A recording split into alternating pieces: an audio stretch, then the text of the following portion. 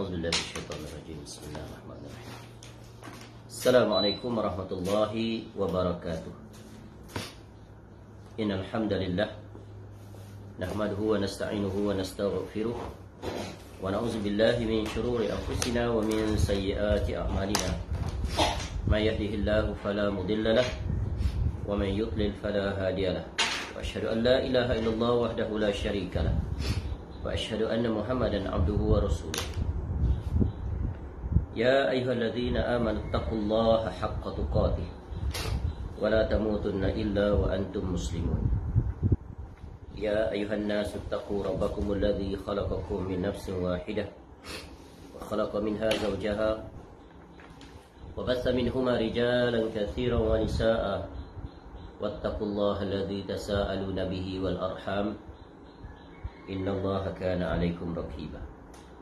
Ya ayyuhalladzina amanu taqullaha wa qulu qawlan sadida yuslih lakum a'malakum wa yaghfir lakum dhunubakum wa may yuti'illaha wa rasulahu faqad faza fawzan 'azima. Amma ba'd.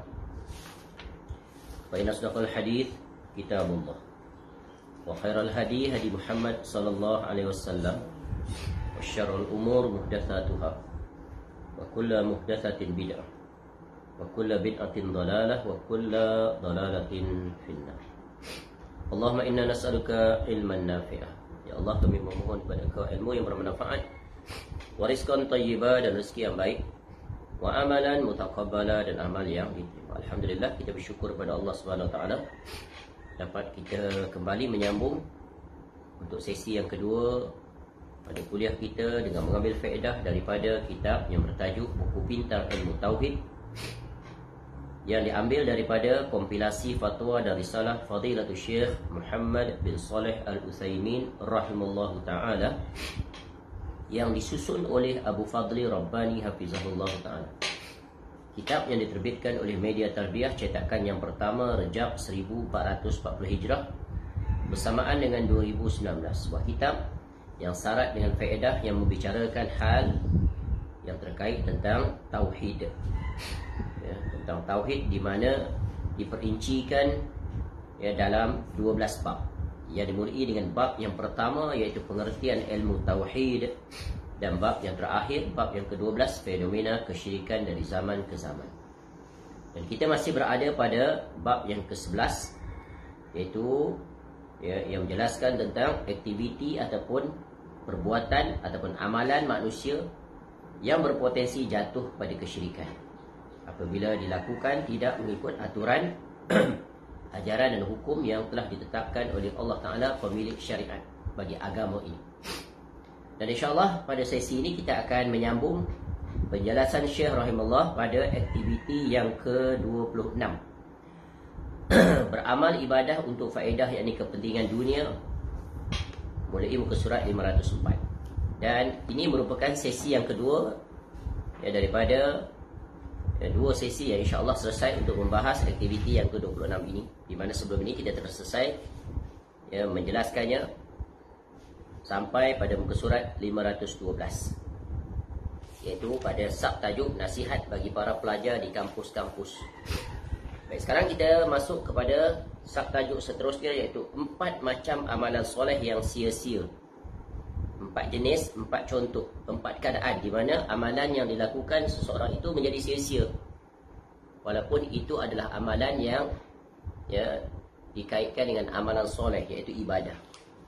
Baik, berkata Syekh rahimahullah, berdasarkan perbahasan ini, maka terdapat 4 macam amalan soleh yang sia-sia atau tidak menghasilkan pahala bagi pelakunya di akhirat, iaitu sebagai berikut.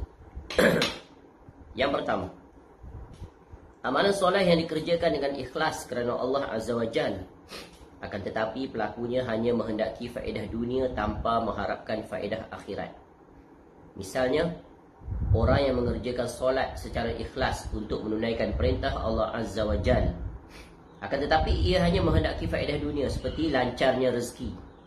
Dia solat tu agar murah rezeki. Dan di antara solat yang sering orang kaitkan dengan murah rezeki ni adalah solat sunat duha. Barang siapa yang inginkan dimurahkan rezeki, maka solatlah solat duha. Padahal solat duha itu bukan bertujuan untuk dilancarkan rezeki atau dimurahkan rezeki.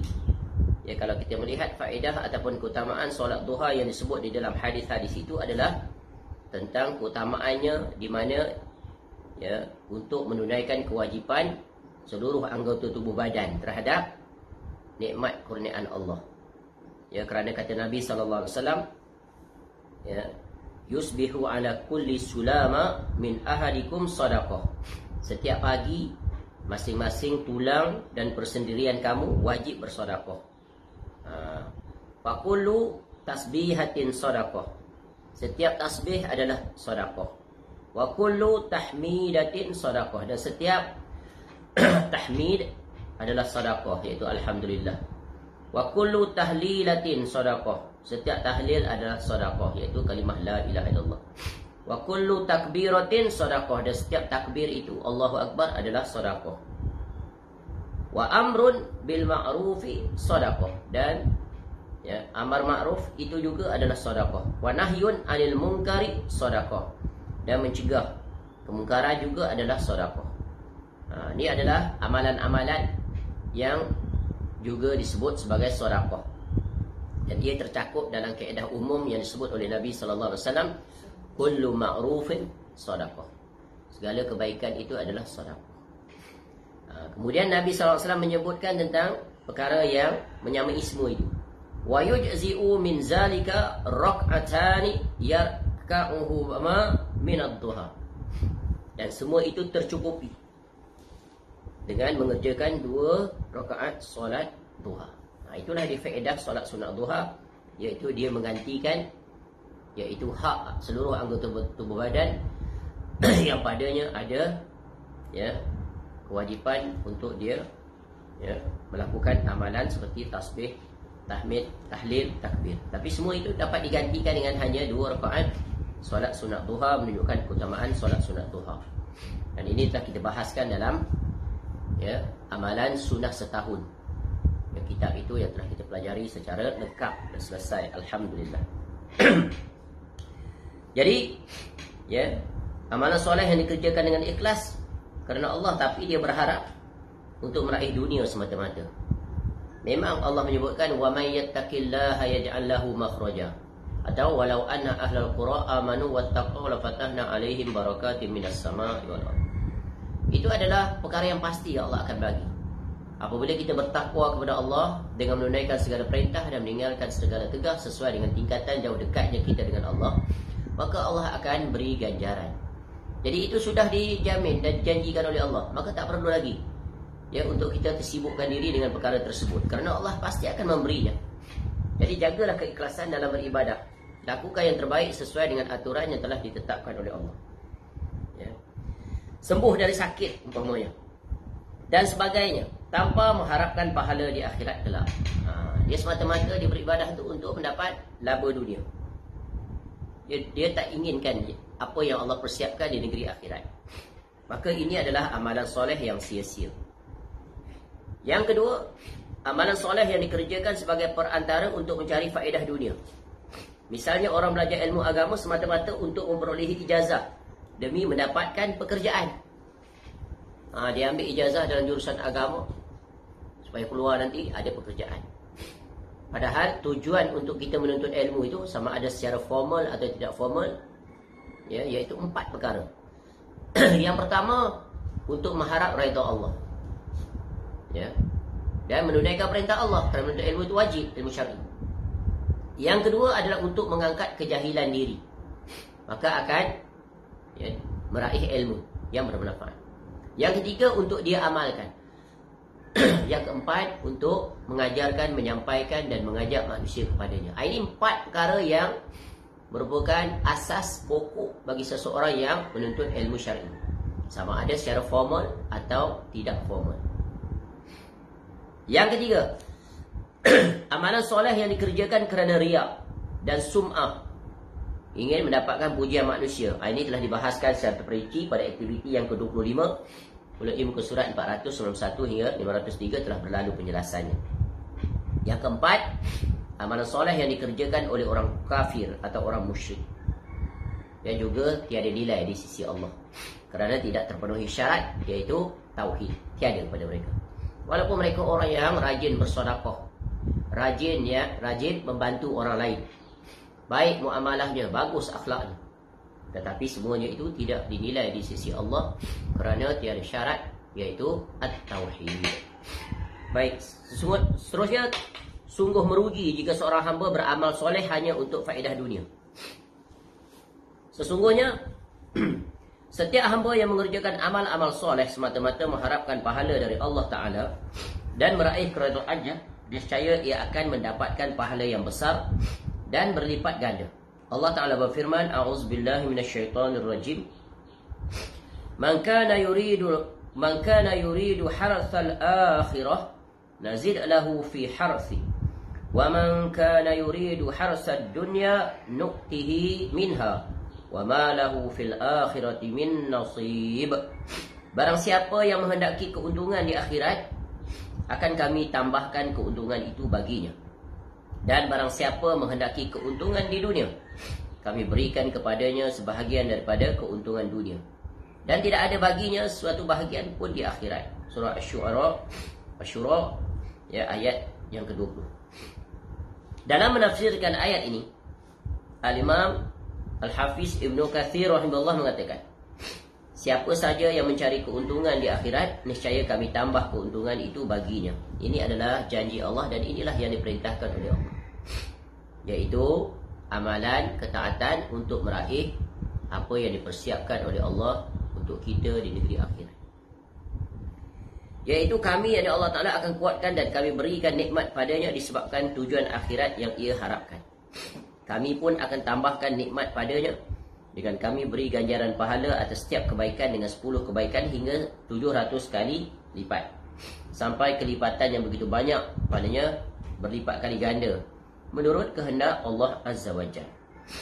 Itu keadaan yang pertama, dan itulah yang sewajibnya, yang sepatutnya dilakukan oleh orang-orang yang beribadah kepada Allah. Namun jika yang ingin dicapainya adalah dunia, dan ia tidak punya keinginan menggapai akhirat sama sekali, maka balasan akhirat tidak akan Allah beri, dan dunia pun hanya akan diberi, ya, kepadanya sesuai dengan apa yang Allah kehendaki. Bahkan apabila Allah kehendaki dunia sekaligus akhirat, tidak akan ia perolehi. Orang seperti ini hanya merasa senang dengan keinginannya saja, akan tetapi barangkali akhirat dan dunia akan lenyap seluruhnya darinya. Allah Ta'ala juga berfirman, Man kana yuridul ajilata ajjalna lahu fiha ma nasha'u liman nuridu thumma ja'alna lahu jahannama yaslaha madhmuman madhura.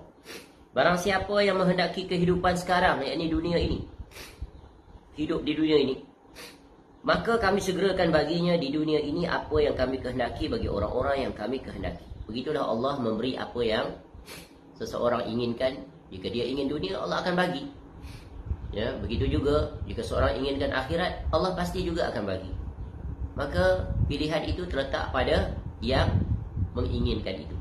Pastikan apa yang diinginkan itu adalah perkara yang mendatangkan kebahagiaan yang kekal abadi, yaitu di negeri akhirat. Lalu kami sediakan baginya di akhirat neraka Jahannam. Ia akan memasukinya dalam keadaan tercela dan terusir. Allahumma ajirna minan nar. Allahumma ajirna minan nar. Allahumma ajirna minan nar. Surah Al-Isra, surah yang ke-17 ayat 18. Ayat-ayat ini memberikan faedah dan kaedah yang sangat terang dan jelas terkait tentang niat dan tujuan. Dalam melakukan sesuatu amal ibadah itu akan bercabang pada dua. Ya, di antara dua itu wajib kita memilih yang diperintahkan oleh Allah. Satu memang lillahi ta'ala, ya, lillahi ta'ala, billahi ta'ala, fillahi ta'ala. Ingat perbahasan sebelum ni. Jadi seseorang melakukan amal ibadah mesti padanya ada 3 komponen yang paling utama. Iaitu yang pertama lillahi ta'ala, kerana Allah Ta'ala. Billahi ta'ala, dengan mengharapkan pertolongan Allah dalam dia melakukan kewajipan-kewajipan. Dan yang ketiga adalah fillahi ta'ala, iaitu mengikut aturan cara yang telah ditetapkan oleh Allah dalam melaksanakan ibadah. Al-Imam Qatadah rahimahullah mengatakan, siapa saja yang dunia adalah tujuannya, dunia yang selalu ia cari-cari dengan amal solehnya, maka Allah akan berikan kebaikan padanya di dunia. Namun di akhirat ia tidak akan mendapat kebaikan apapun sebagai balasan untuknya. Adapun seorang mukmin yang ikhlas dalam beribadah, ia akan mendapat balasan di dunia juga, akan mendapat ganjaran pahala di akhirat. Imam Ats-Tsauri rahimahullah meriwayatkan daripada Mughirah dari Abu Aliyah dari sahabat Ubay bin Ka'ab radhiyallahu anhu, ia mengatakan Rasulullah sallallahu alaihi wasallam pernah bersabda, "Basyir hazihil ummata bin nasa' wal rif'ah wan nasr wat tamkin fil ard. Faman amila minhum amal al-akhirati lid-dunya lam yakun lahu fil akhirati nasib." Umat ini diberi khabar gembira, busyra, laku, khabar gembira untuk mereka. Dengan apa? Kemuliaan, kedudukan, agama dan kekuatan di muka bumi. Siapa saja dari umat ini yang melakukan amalan akhirat untuk meraih dunia, maka di akhirat ia tidak mendapat bahagian apapun. Jadi inilah pentingnya penegasan tentang kaedah untuk meraih akhirat, yang kekal abadi di syurga. Maka di dunia hendaklah dia tetapkan, iaitu tujuan niatnya dalam melaksanakan ibadah, semata-mata mengharapkan redha Allah. Sebagaimana yang telah berlalu, ayat-ayat yang telah dijadikan contoh, iaitu akan dalil, iaitu kewajipan seorang hamba melaksanakan ibadah wajib, dia berharap hanya kepada Allah. Sebagaimana surah ayat yang terakhir pada surah Al-Kahfi itu, ayat yang terakhir, ayat yang ke-110, faman kana yarju liqa'a rabbih falyamal amalan shalihan wala yusyrik biibadati rabbih ahada. Maka barang siapa yang mengharapkan pertemuan dengan Rabbnya, hendaklah ia mengerjakan kebajikan, iaitu amal soleh, dan jangan ia berbuat kesyirikan dengan sesuatu pun dalam beribadah kepada Rabbnya, iaitu memalingkan niat, tujuan, kepentingannya selain daripada Allah. Alangkah ruginya. Semoga Allah menjauhi kita daripada orang-orang yang tidak benar dalam berniat. Baik, ciri-ciri seorang hamba yang beramal soleh hanya untuk faedah dunia. Di dalam kitab sahihnya, Al-Imam Al-Bukhari rahimahullah telah meriwayatkan hadis dalam bab orang yang menjaga diri daripada fitnah harta, iaitu hadis daripada sahabat Abu Hurairah radhiyallahu anhu bahawa Rasulullah SAW bersabda, "Ta'isa abdud dinar wa abdud dirham wa abdul khamisah in u'tiya radiya wa illam yu'ta sakhita." Dia kata Nabi SAW, celakalah hamba dinar, celakalah hamba dirham, celakalah hamba khamisah. Jika diberi ia senang, tetapi jika tidak diberi ia marah. Tu. Jadi itulah dia niat dia dapat diketahui. Kalau dibagi dia seronok, bergembira, berterima kasih. Tapi kalau tak diberi, dia marah, dia protes dan berbagai lagi. Mengapa disebut sebagai hamba dinar, hamba dirham dan hamba khamisah? Jawabnya, kerana mereka yang disebutkan dalam hadis ini mengerjakan amal-amal ibadah hanya untuk meraih harta benda dunia tersebut, bukan untuk mengharapkan wajah Allah Ta'ala. Jadi khamisah itu di dalam catatan kaki dia sebut, iaitu pakaian yang terbuat daripada kapas, bulu atau sutra, diberi sulaman garis-garis yang menarik dan indah. Itu adalah simbol keindahan dunia, kecintaan dunia. Baik, di antara tanda bahawasanya mereka beramal hanya untuk mendapat harta dunia juga telah disebut di akhir sabda Nabi SAW.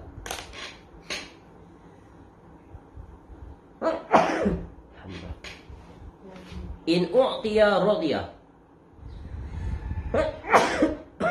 Alhamdulillah. Wa illam yu'ta sakhita. Jika diberi ia redha, tetapi jika tidak diberi ia marah. Ini tanda. Tanda iaitu hilangnya keikhlasan dan munculnya keinginan duniawi. Hal yang sama juga telah Allah firmankan tentang orang-orang munafik.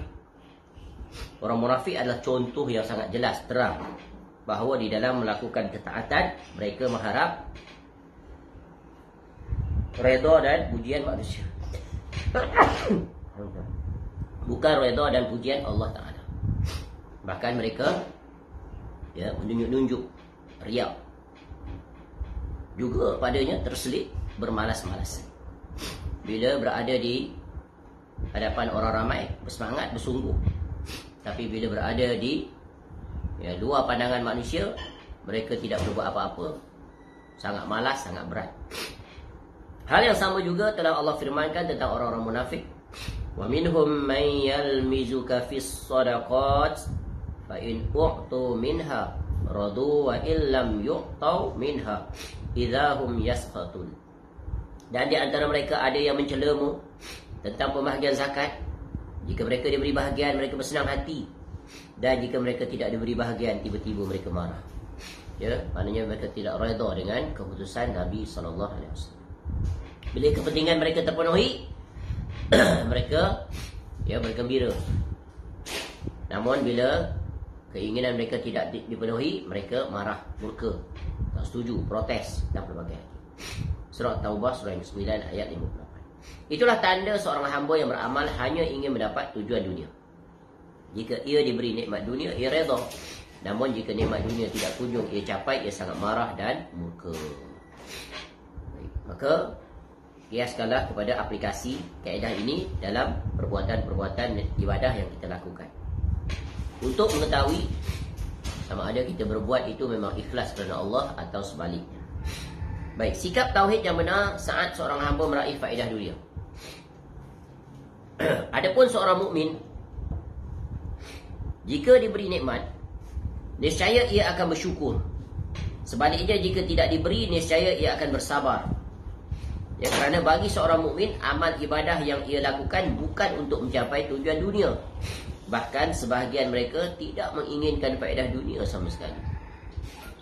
Jadi sebagaimana sabda Nabi SAW, ajaban li amril mu'min, inna amrahu kullahu khair, wa laysa zaka li ahadin illa lil mu'min.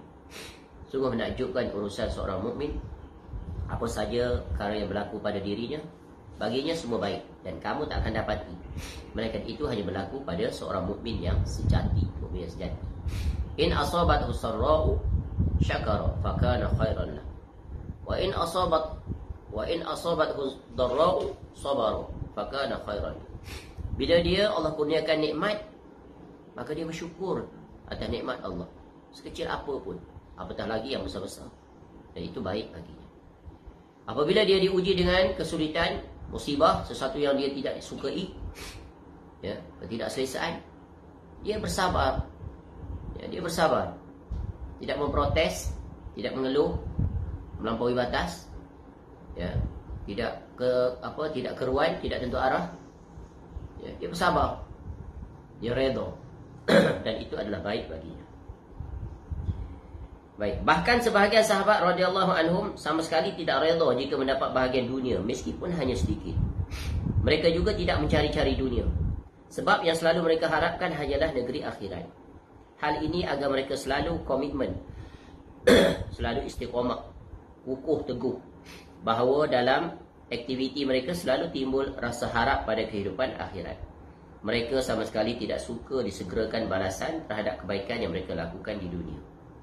Inilah potret yang menakjubkan, iaitu the best generation ever, para sahabat Nabi SAW, yang dididik oleh Nabi SAW, yang dipantau, yang ditarbiah, yang diberikan contoh, yang dinasihati, yang dimotivasi oleh Nabi SAW. Akhirnya landscape kehidupan mereka berubah 180 darjah. Kalau di zaman jahiliah mereka adalah orang-orang yang kasar, melakukan pelbagai maksiat. Namun bila mereka menerima hidayah, mereka menjadi orang yang paling agung, paling terbaik akhlaknya, dan paling bagus hubungannya dengan Allah Ta'ala. Namun Siapa sahaja yang dikurniai bahagian dari dunia tanpa ada rasa keinginan sebelumnya dan tanpa ada rasa tamak terhadap dunia, maka ia boleh mengambilnya. Hal ini seperti kisah Amirul Mukminin Umar ibn Khattab radhiyallahu anhu.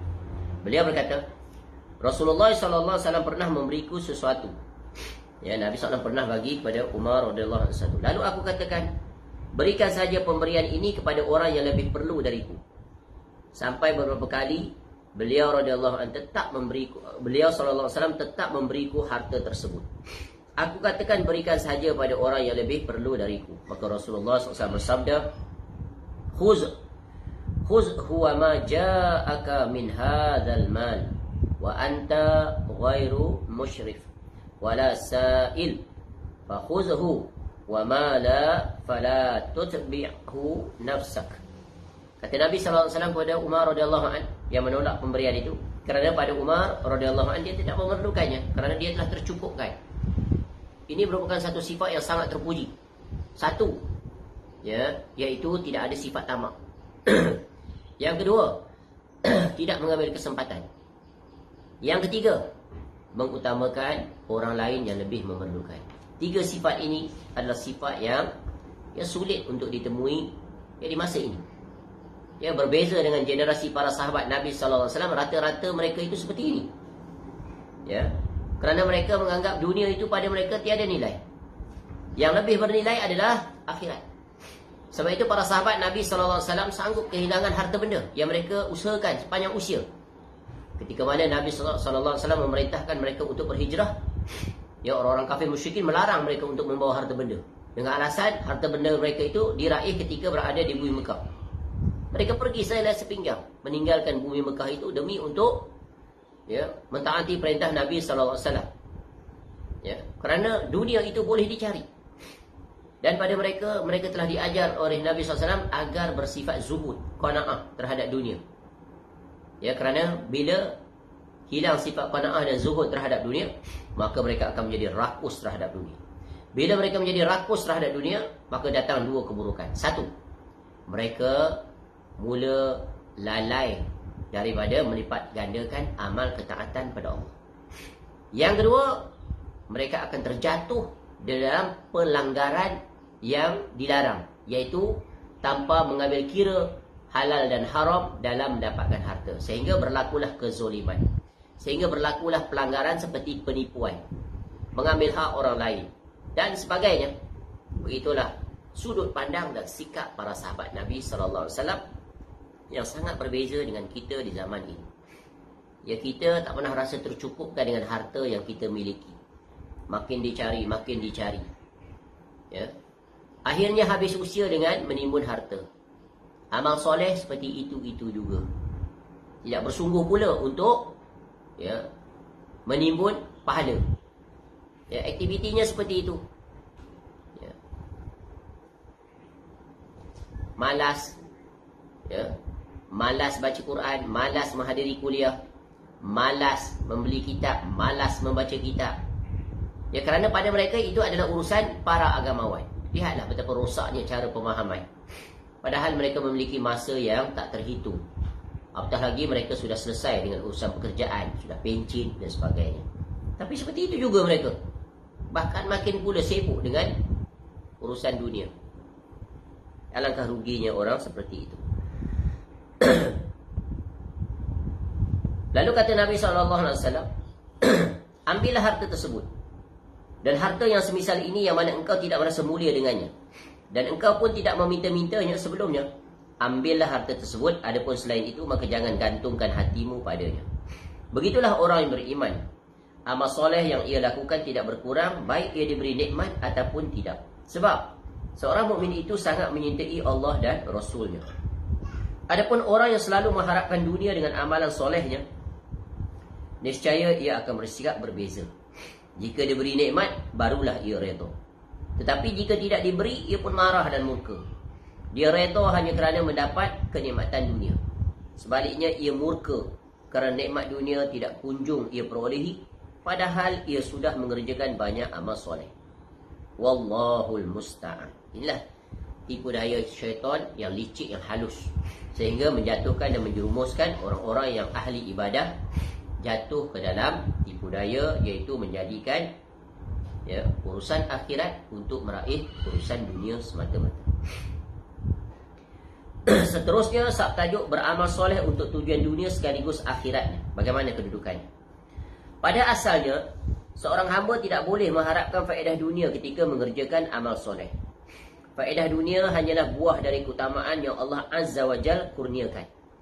Adapun mengerjakan amal soleh dengan tujuan mendapatkan pahala di akhirat, sekaligus faedah di dunia, dibolehkan apabila terpenuhi dua syarat.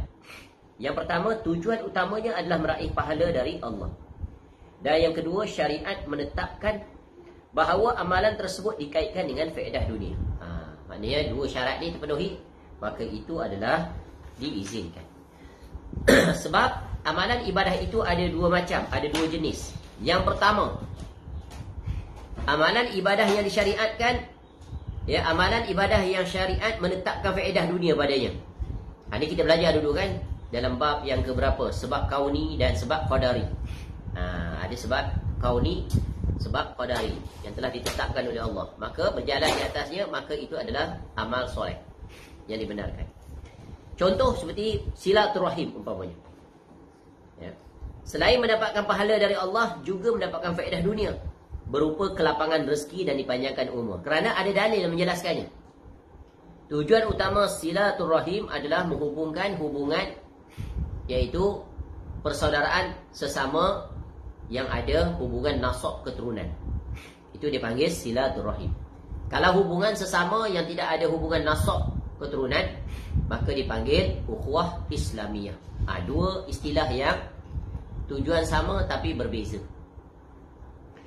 Jadi dalam hadis disebutkan memang silaturahim itu tentu dapat pahala kerana ia adalah perkara yang makruf, diperintahkan, dia ibadah yang agung, iaitu untuk menjaga kelestarian hubungan sesama saudara yang ada hubungan kekerabatan.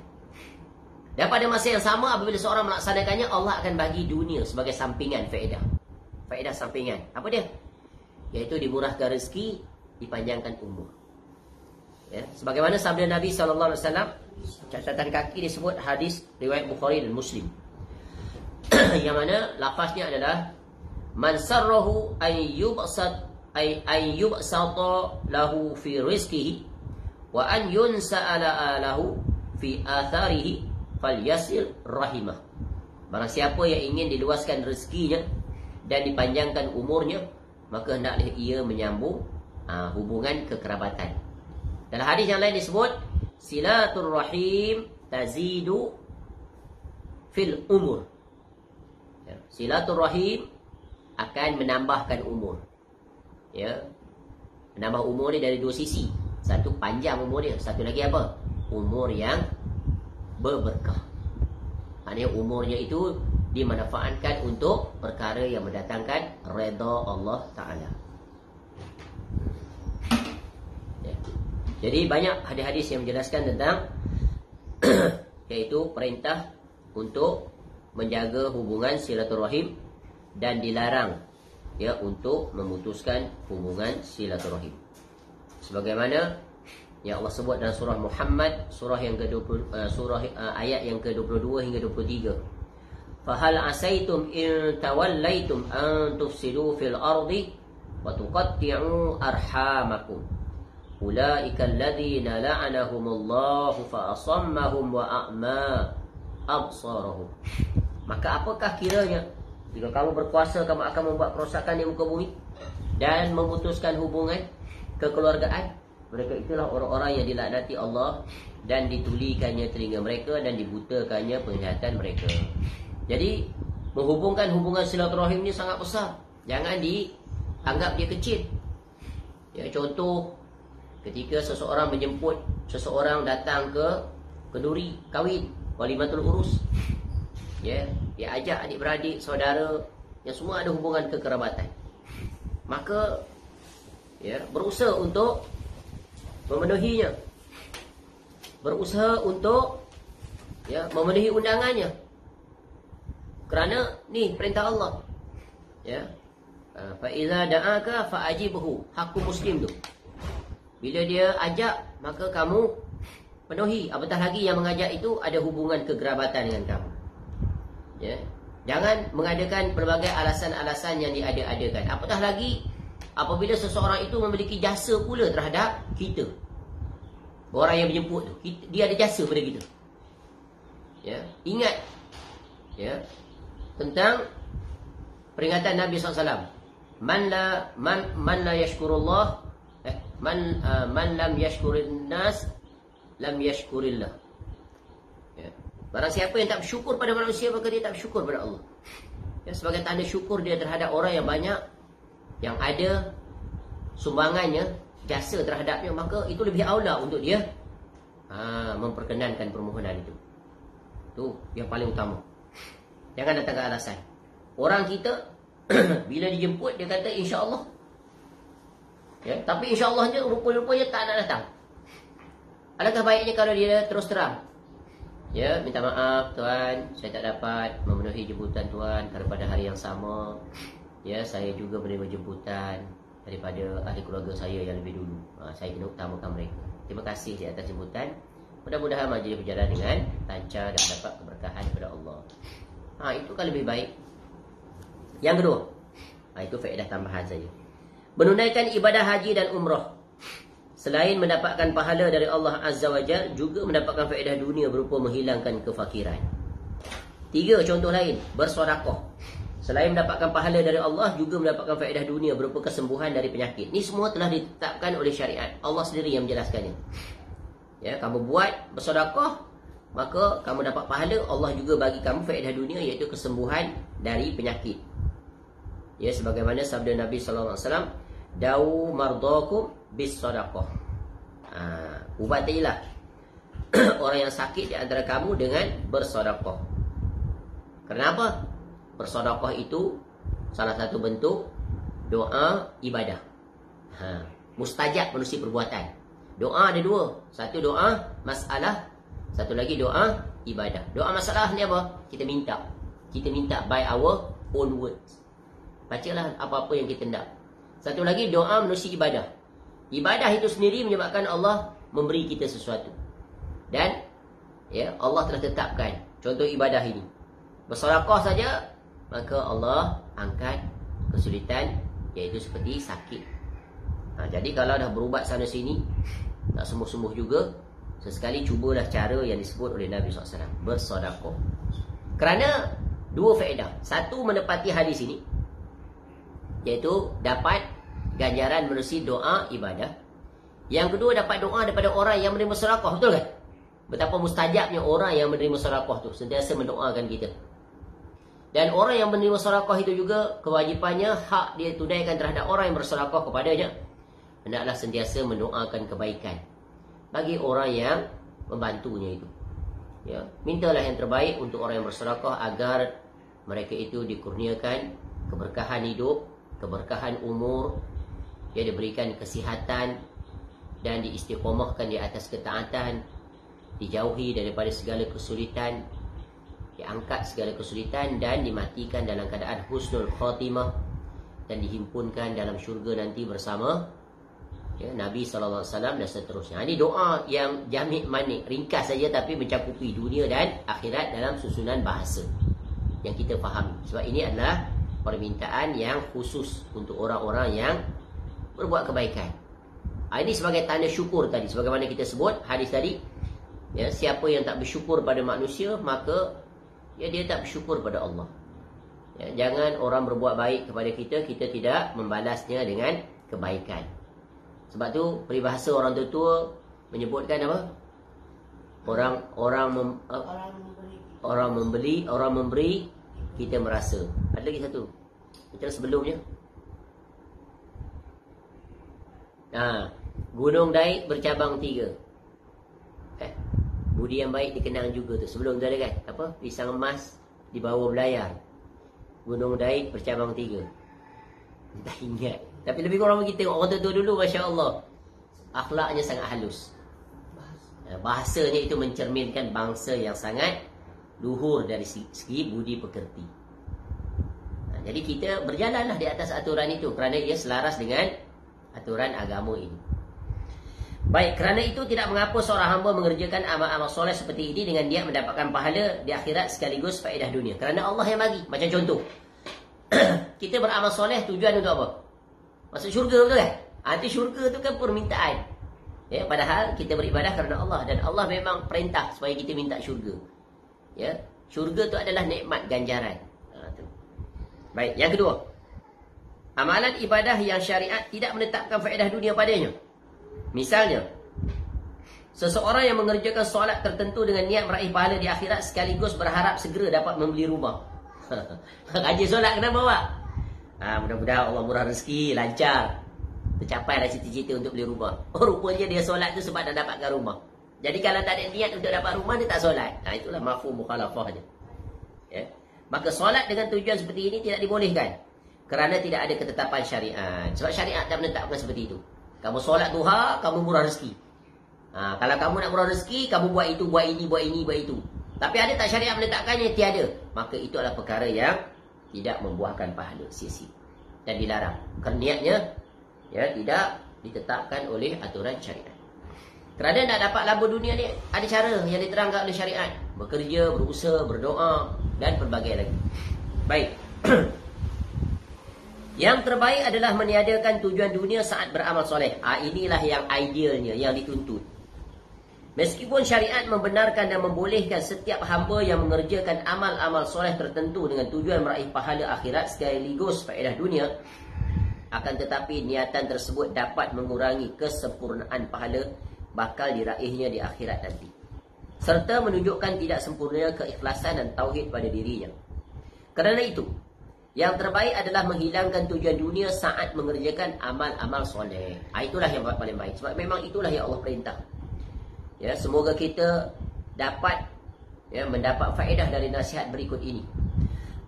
Rasulullah sallallahu alaihi wasallam bersabda, "Man kanatid dunya hamma, faraqallahu alaihi amrah wa ja'ala faqrahu baina ainaihi, wa lam ya'tihi minad dunya illa ma kutiba lah."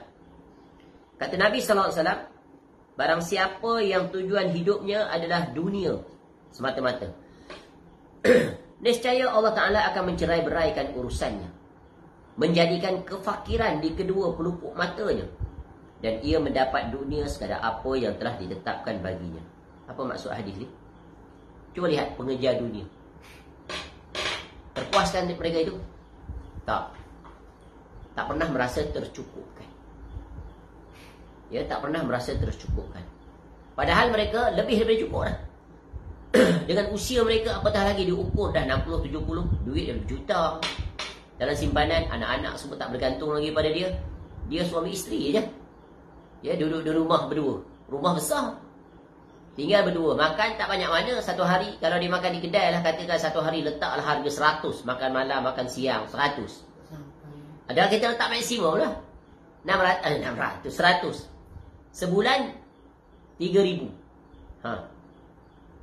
3,000 bagi dengan duit dalam bank dia tadi, katakan 1 juta atau 500,000. Tak habis bertahun-tahun. Nampak tak? Tapi dia rasa tak pernah cukup. Dia cari lagi, dia timbun sana, dia timbun sini, dia sibuk situ, dia sibuk sini. Tapi amalannya tak bertambah juga. Kalau bertambah pun sikit aja. Tapi amalan dunia nisbahnya tinggi, jauh beza rasionya. Amalan dunia tu lebih besar dia. Masa dia spend time tu untuk dunia dengan spend time untuk akhirat, boleh dia lihat sendiri.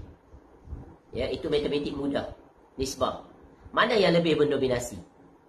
Masa untuk dunia atau masa untuk akhirat? Straightforward. No need scientific calculator untuk calculate dia. Common calculator je, plus minus saja. And multiply. Itu je. Ya. Sebab tu kita kena mohon pada Allah agar dengan bertambahnya usia, bertambahlah semangat, kecenderungan dan kemampuan untuk melakukan ketaatan. Ya, kena lawan tipu daya syaitan. Kerana syaitan akan memasukkan tipu daya yang paling utama adalah khawatir terhadap rezeki. Kalau pergi belajar, tak ada pekerjaan, tak ada pendapatan, macam mana nak hidup? Tu datang ni. Jadi lebih baik tak payah belajar, bekerja. Dan begitulah. Maka terhalang dia untuk menuntut ilmu. Ya, apa ilmu yang dia belum belajar? Contohnya, tak pandai bahasa Arab. Padahal belajar bahasa Arab itu adalah kunci. Jadi ada banyak masa. Kenapa dia tak pergi belajar? Ya, duit ada, masa ada. Ya, kenapa tak bermujahadah? Pergi belajar intensif course 1 year, intensif. Kemudian belajar pula jurusan agama lagi. Ya, untuk bekalan akhirat. Ataupun dapat dia manfaatkan nanti bila dia selesai belajar, dia boleh mengajar. Bayang kalau umur dia ketika itu 60. Dia belajar 2-3 tahun, dia balik. Umur dia Allah panjang sampai 80. Apa dia nak buat tu sepanjang 60? 65 hingga ke 80? 15 tahun lagi Allah bagi nikmat. Takkan sama macam dunia, macam sebelum ni, waktu muda-muda, tak berubah. Kurang-kurang dia dah boleh buka kelas, mengajar orang kampung, ya, ajar mengaji kurang-kurang, ya, atau mengajar perkara yang paling asas dalam fardu ain, ya, anak-anak di kampung, dan berbagai lagi banyaknya. Tapi tetap sibuk dengan ladang kelapa sawit, ladang durian. Itu yang dia besar. Padahal semuanya itu akan dia tinggalkan. Sibuk dengan duit sana, pelaburan sana, pelaburan sini. Begitulah hidup. Alangkah ruginya. Sebab tu minta kepada Allah agar Allah cukupkan rezeki. Rezeki yang cukup berberkah. Maka kita tidak akan tertipu dengan dunia. Dan barang siapa, seterusnya, wa man kanatil akhiratu niyyatah jama'allahu amrahu wa ja'ala ghinahu fi qalbihi wa atathu dunya wa hiya raghimah. Dan barang siapa yang niat tujuan hidupnya adalah negeri akhirat, nescaya Allah akan mengumpulkan urusannya, Allah mudahkan urusannya, Allah persatukan urusannya, menjadikan kekayaan di hatinya, dan dunia akan mendatangi dalam keadaan hina. Ini nikmat. Tapi ini perlukan keyakinan dan tawakal yang tinggi pada Allah, iaitu iman yang tulus, bersih, lepas, bebas daripada noda-noda kesyirikan. Jadi barang siapa, kata Nabi SAW, jadikan hidup dia negeri, tujuan hidupnya untuk akhirat, apa dia akan dapat? 3 perkara. Allah akan mengumpulkan urusannya, Allah mudahkan urusannya. Pandai dia mengatur waktu. Ini waktu untuk beribadah, ini waktu untuk menuntut ilmu, ini waktu untuk mengajar ilmu, ini waktu untuk berzikir, ini waktu untuk baca Quran, ini waktu untuk menyantuni jiran, rakan, taulan dan sebagainya, sanak saudara, ya. Dan menjadikan kekayaan di hatinya, qanaah, merasa tercukupkan dan tak dirisaukan dengan apa yang tiada. Kerana yang memberi rezeki itu adalah Allah, ya, bukan manusia, bukan makhluk, bukan syaitan, bukan jin, bukan, ya. Dan dunia akan mendatangi dalam keadaan hina. Dunia itu akan datang, Allah lorongkan rezeki bagi dia dengan pelbagai cara. Tak menerusi dia, menerusi orang lain, tak menerusi orang lain, menerusi banyak jalan. Itulah cara pengaturan Allah Ta'ala. Jadi serahkan urusan itu kepada Allah, kerana Allah yang telah menetapkan dan menjamin urusan itu. Kewajipan kita ikut aturan Allah Ta'ala. Wallahul muwaffiq. Baik, seterusnya, tingkatan amal ibadah setiap hamba. Ini perbahasan yang terakhir dalam aktiviti yang ke-26, beramal ibadah untuk faedah kepentingan dunia. Syekh rahimahullah menjelaskan, berdasarkan penjelasan para ulama, dapat disimpulkan bahawasanya amal ibadah setiap hamba dapat dibahagikan menjadi beberapa tingkatan sebagai berikut. Tingkatan yang pertama, hanya mengharap ganjaran di akhirat. Inilah tingkatan yang paling tinggi dan paling utama, adalah hamba yang mengerjakan amal-amal ibadah semata-mata kerana Allah Azza wa Jalla. Hanya mengharapkan balasan di akhirat kelak, dan tidak mengharapkan balasan di dunia sama sekali. Inilah hakikat keikhlasan, iaitu mengharapkan syurga dan takut dari neraka. Allah Ta'ala berfirman, innama nut'imukum liwajhillahi la nuridu minkum jazaa'an wala syukura. Para ahli syurga itu berkata, sesungguhnya kami memberi makanan pada kamu hanyalah kerana mengharapkan keredaan Allah. Kami tidak mengharapkan balasan dan ucapan terima kasih.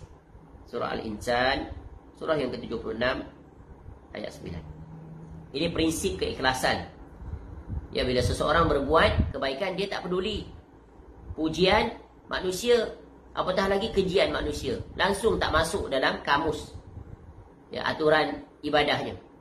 Ya, orang berterima kasih atau orang tidak berterima kasih, it's okay. Ya, doesn't matter. Tak efek apa-apa pun dia. Kerana yang diharapkan siapa? Ya, sebab itu prinsip seorang Muslim ini adalah dalam melakukan ibadah, yang diharapkan cinta hanya cinta Allah, yang diharapkan redha hanya redha Allah, yang diharap pujian hanya pujian Allah. Dia tak memalingkannya kepada makhluk. Itulah dia, ya, buah natijah daripada keikhlasan yang sejati. Namun untuk meraihnya teramat sulit. Perlukan, ya, mujahadah dan juga dilandasi dengan ilmu yang sahih. Apa ilmu yang sahih? Iaitu qala Allah wa qala Rasul sallallahu alaihi wasallam. So don't bother. Ni bukan senang ni, kita kena letak. Kadang-kadang manusia ni memang dari segi tabiatnya, fitrahnya, dia sangat terkesan dengan apa? Dengan, ya, seseorang itu bila dia berbuat baik, nak dikenang, nak diingat. Amboi, sampai hati dia. Ya. Sampai hati dia tak ingat daripada kita. Ya, dulu dia susah tu, kita lah yang bantu dia. Bagi duit pun kita tak berkira. Bahkan kita tak anggap itu sebagai hutang, hanya bagi. Tapi bila dah senang, amboi, tak ingat langsung.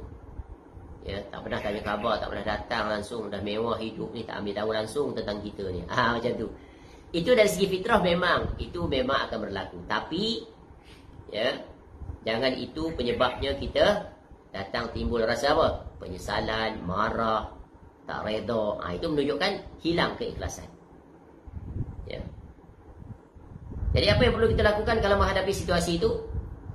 Ya, pujuk hati dengan apa yang telah diterangkan pada bab ini. Pujuk hati dengan ayat-ayat Allah. Ya, balasan yang terbaik, pengharapan yang terbaik, imbalan yang terbaik hanya daripada Allah. Itulah Allah sebaik-baik tempat kita kembali. Adapun makhluk, dia bukan tempat kembali. Tempat kembalinya adalah Allah. Allah Ta'ala juga berfirman, Ulaika alladhina yad'una yabtaghuna ila rabbihimul wasilah ila rabbihimul wasilata ayyuhum aqrabu wa yarjuna rahmatah wa yakhafuna azabah inna azaba rabbika kana mahdzura. Orang-orang soleh yang mereka seru itu, mereka sendiri mencari jalan kepada Rabb mereka. Siapakah di antara mereka yang lebih dekat kepada Allah? Mereka mengharapkan rahmatnya dan takut azabnya. Sungguh azab Rabbmu itu, wahai Muhammad sallallahu alaihi wasallam, adalah sesuatu yang harus ditakuti. Surah Al-Isra, surah yang ke-17 ayat 57. Jadi ini adalah penegasan daripada Allah. Iaitu hendaknya kita mengharapkan rahmat, takut dan seumpamanya hanya kepada Allah, tidak selainnya. Jangan diganti dengan makhluk. Tingkatan yang kedua, mengharapkan ganjaran di akhirat dan balasan di dunia. Hamba yang mengerjakan amal-amal ibadah semata-mata kerana Allah, tetapi bersamaan dengan itu terdapat niat dalam hatinya untuk mendapatkan balasan dari Allah berupa perkara dunia. Hal ini diperbolehkan meskipun tingkatannya lebih rendah dibandingkan tingkatan pertama. Allah Azza wa Jalla berfirman, "Wa may yattaqillaha yaj'al lahu makhraja wa yarzuqhu min haitsu la yahtasib. Wa may yatawakkal 'ala Allahi fahuwa hasbuh. Innallaha balighu amri." Sesiapa saja yang bertakwa kepada Allah, nescaya dia, yakni Allah, akan menjadikan jalan keluar baginya, dan dia memberinya rezeki dari arah yang tidak disangka-sangkanya. Dan siapa saja yang bertawakal kepada Allah, nescaya Allah mencukupinya. Sungguh Allah melaksanakan urusannya. Surah At-Talaq, surah yang ke-65 ayat 2 hingga 3. Ini adalah janji dan jaminan daripada Allah. Kekunci untuk meraih rezeki, iaitu hendaknya bertakwa kepada Allah. Apabila seseorang bertakwa kepada Allah, maka Allah akan menunaikan hak hambanya itu, iaitu hak yang akan Allah laksanakan, iaitu Allah berjanji untuk menjaga hambanya, menjaga dia dari sisi urusan dunia dan menjaganya dari sisi akhirat. Dan Allah akan datangkan rezeki itu menerusi barangkali pihak ketiga, orang lain, dan pelbagai lagi. Dan itu telah terbukti di lapangan betapa banyak orang yang tidak memiliki apa-apa tapi memiliki niat berharap pada Allah agar dapat menunaikan haji, agar dapat menunaikan umrah, ya. Tapi dari segi kemampuan memang pada akal, pada uruf mustahil dia boleh menunaikan haji kerana dia saking miskinnya dia. Namun Allah Ta'ala mendatangkan, melorongkan dia dengan cara yang di luar jangkaan. Tiba-tiba ditanamkan pada hati seseorang. Ada seseorang yang kaya lalu di depan rumahnya. Kemudian asbab si miskin yang payah, yang susah ini, melihat orang kaya itu, contohnya keretanya rosak di tepi jalan, lalu dia datang. Dan qadar Allah, rosaknya kereta orang kaya itu di depan rumahnya. Lalu dia pun keluar bertanya, dan orang kaya itu kebetulan qadar Allah sedang berada dalam situasi yang sangat urgent, genting, kerana dia dalam perjalanan untuk menghadiri sesuatu majlis yang sangat penting,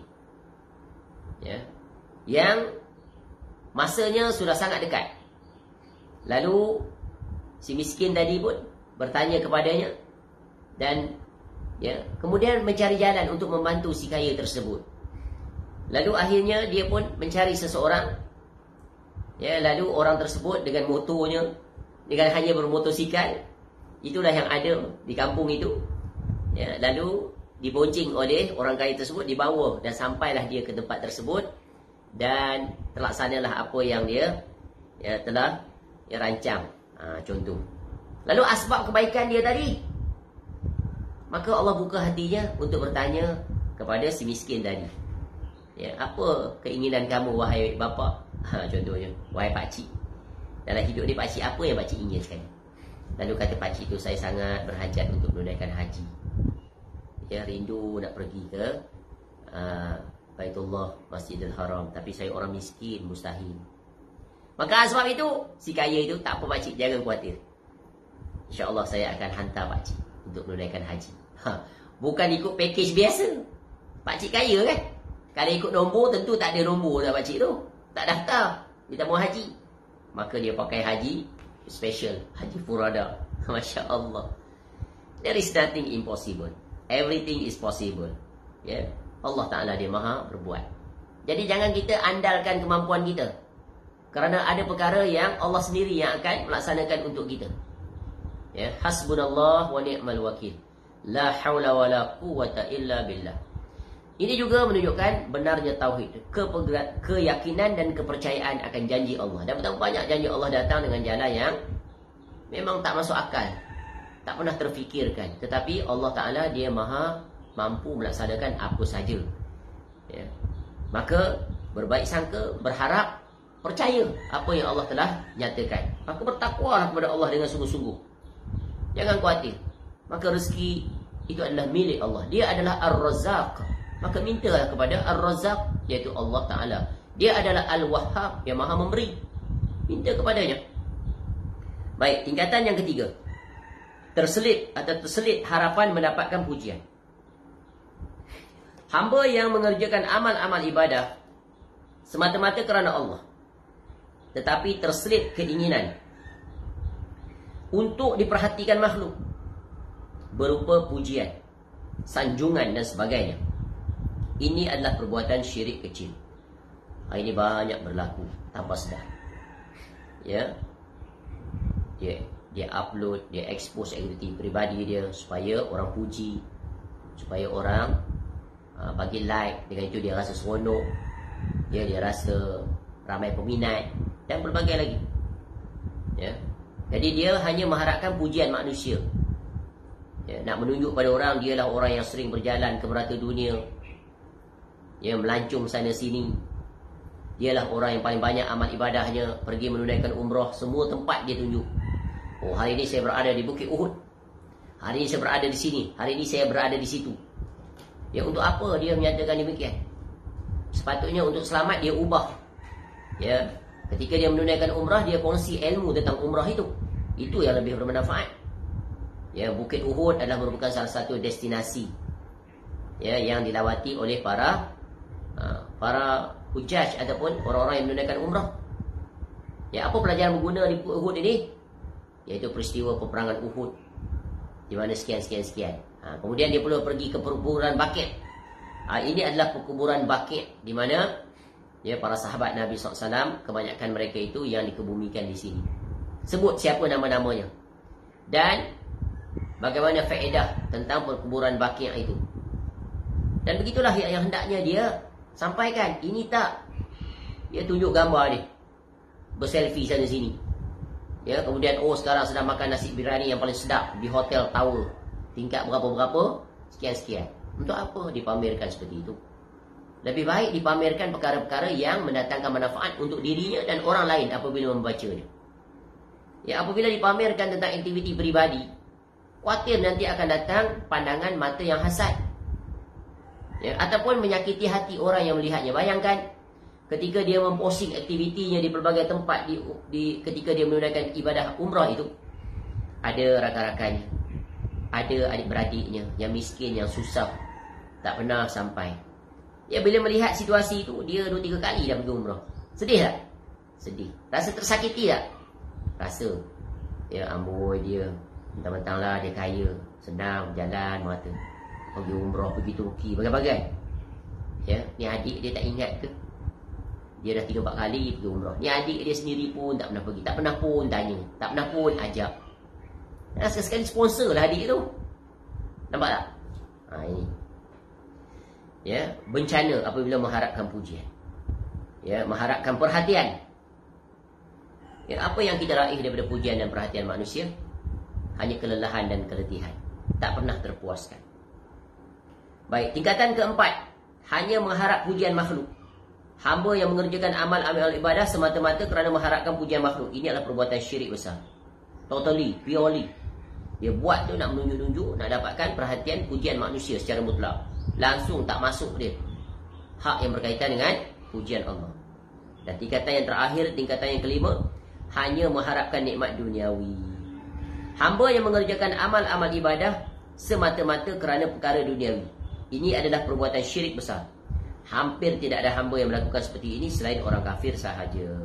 Wallahu a'lam. Baik, selesailah sudah penjelasan dan perbahasan pada aktiviti yang ke-26 oleh Syekh rahimahullah, iaitu tentang beramal ibadah untuk faedah kepentingan dunia. Maka hendaklah kita berhati-hati dan teliti untuk menjaga keikhlasan niat. Jangan masuk padanya demi untuk meraih dunia semata-mata. Ya. Dan yakinlah kepada Allah bahawa rezeki itu adalah kurniaannya, maka Allah pasti akan memberikan kepadanya. Dengan syarat mereka berjalan di atas aturan, ajaran dan hukum yang telah ditetapkan oleh Allah. Itulah takwa yang sejati. InsyaAllah, panjang umur, kita akan masuk pada aktiviti yang ke-27, iaitu bersumpah al-yamin. Wallahu a'lam. Semoga bermanfaat. Semoga Allah berikan kita kefakihan di atas agama ini, khususnya yang terkait tentang tauhid. Allahumma faqihni fid din. Allahumma faqihna fid din wa alimna at-ta'wil. Amin ya rabbal alamin.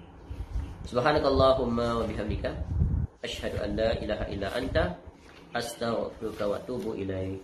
Sallallahu ala nabiyyina Muhammad wa ala alihi wa sahbihi wasallam. Wa akhiru da'wana alhamdulillahi rabbil alamin. Assalamualaikum warahmatullahi wabarakatuh.